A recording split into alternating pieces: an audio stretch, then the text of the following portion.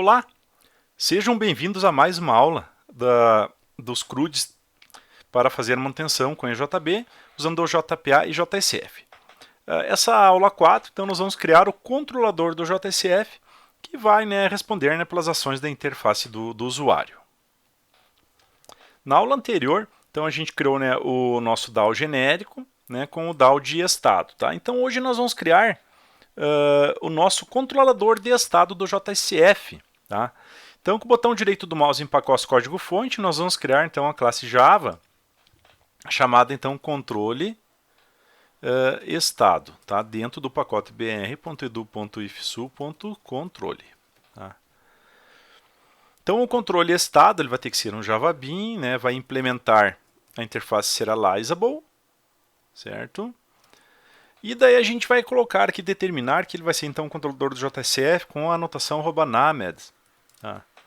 Do JavaX inject, com o valor controle estado. Tá? Todo o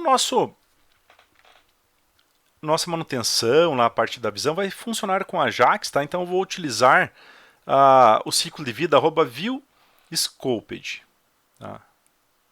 Que vai vir do pacote javaxface.view. Tá? Esse ciclo de vida viewScoped, então ele vai a instância do meu controlador vai existir enquanto estiver sendo exibido lá para o usuário a minha tela. Teremos somente dois atributos, tá, no nosso controlador. Tá? Aqui é o meu estado DAO, tá? Instanciado em estado, que eu chamarei de DAO. Vamos fazer aqui a importação. E também um atributo estado, que eu chamarei de objeto. Tá? Eu vou deixar então os nomes bem genéricos, que a gente consegue reaproveitar, tá, o nosso código. Tá? Vou gerar getters e setters para esses carinhas, para eles poderem ser acessados da nossa interface. E daí eu vou criar um método público, controle estado, para ter um construtor sem argumentos na minha classe. Bem, o estado DAO, então, para que ele seja instanciado automaticamente, eu vou ter que colocar uma notação @ijb. Tá? Então, essa notação @ijb é necessária, porque daí o que acontece? Eu vou usar o meu estado DAO, tá? Que é um IJB, e ele estende a DAO genérico, que possui, por sua vez, o acesso ao banco de dados. Tá? Então, aqui a gente já consegue perceber, tá, que teremos essa estrutura. Bueno, agora olha só. Agora nós temos que criar alguns métodos que vão responder ali pelo acesso do usuário na tela. Tá? Então o primeiro método, por exemplo, vai ser um método lá esse método que eu criei, controle estado.listar, que vai ir para a manutenção do estado. Tá? Então teremos um método para listar, um método para quando a gente clicar no botão novo, tá? Quando eu selecionar lá na lista um dos objetos para alterar, tá? Para salvar e para excluir. Então teremos vários métodos. Então o primeiro é um método público, tá? Que retorna uma string que eu vou chamar de listar. Tá? E daí ele vai retornar para o caminho da pasta lá onde está a minha manutenção, que é /privado, que daí depois a gente vai deixar essa pasta protegida por login, a pasta estado e daí o arquivo listar. E devo colocar faces hífen redirect igual a true, para ele fazer o redirecionamento completo da minha requisição. Tá? O método novo, esse aqui é bem simples, public void novo, tá? Serão todos voids, em exceção do método listar, porque daí a gente vai estar usando o Ajax, executa alguma coisa do lado do servidor e atualiza a tela. Então eu vou dizer que meu objeto recebe o new estado. Tá? Daí teremos também o método alterar, olha só. Então eu vou ter um método público void alterar. Tá? Esse alterar eu recebo por parâmetro um ID, então object ID, tá? E daí eu teria que chamar, dizer que o meu objeto ele vai receber então do DAO genérico o método get object by ID, tá? Você pode ver que agora ele já vai dar um erro aqui, ó, olha só, está dizendo que eu tenho que tratar essa exceção, né, com try e catch. Então o que eu vou fazer assim?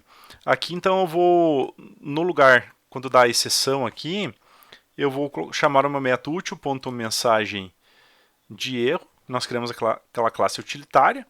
E daí também eu vou colocar a mensagem erro ao recuperar objeto. E daí eu vou chamar o método útil.get mensagem erro passando a exceção. Que assim, olha só, esse erro vai ser tratado pelo método alterar. Né? Então, executou esse DAO.getObjectById, sei lá, não existe aquele ID, ou alguma coisa do gênero, eu já faço, né, o tratamento da exceção exíbua para o usuário, o que ocorreu. Tá? Também, agora a gente vai ter um método público void excluir. Tá? Também vou receber por parâmetro object, tá, ID. Né? E nesse Object ID eu também vou colocar aqui, ó, aqui eu já vou deixar um bloco de controle de exceções aqui, tá? Pode ser mais ou menos assim. Só vou copiar isso aqui para não ter que escrever de novo, tá? Então aqui eu vou colocar erro ao excluir objeto, tá? E é daí aqui no try, o que eu vou fazer? Então eu vou dizer que meu objeto ele vai receber lá DAO.getObjectById passando aquele ID, tá? E daí depois eu chamo o método DAO.remove e o meu objeto, tá? E aqui eu poderia colocar uma mensagem, tá? O útil.mensagem de informação, tá? Objeto removido com sucesso, tá? Então está pronto o meu método excluir. E daí o último método seria o método para salvar. Tá? Então o método salvar ele vai ser assim. Ó. Eu vou criar um método público void salvar. Tá? E daí eu também vou colocar aqui um controle de exceções. Tá? Erro ao persistir objeto. Tá? E daí eu tenho que fazer um tratamento, tá? Como é que eu sei se ele é um objeto novo, tá? Um objeto que eu estou alterando. Então, como os IDs normalmente serão gerados, eu poderia usar essa estratégia, né? Se o ID for nulo, eu tenho que fazer um persist, senão eu tenho que fazer um merge. Então, eu vou fazer um teste aqui. If, então, se o meu objeto, tá? O ID dele for nulo, né? Daí eu chamaria ali um DAO.persist.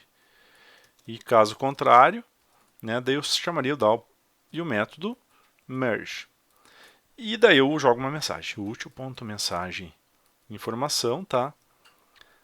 Objeto persistido com sucesso. Vocês viram que eu estou colocando todas as mensagens bem genéricas, tá? Então daí quando a gente for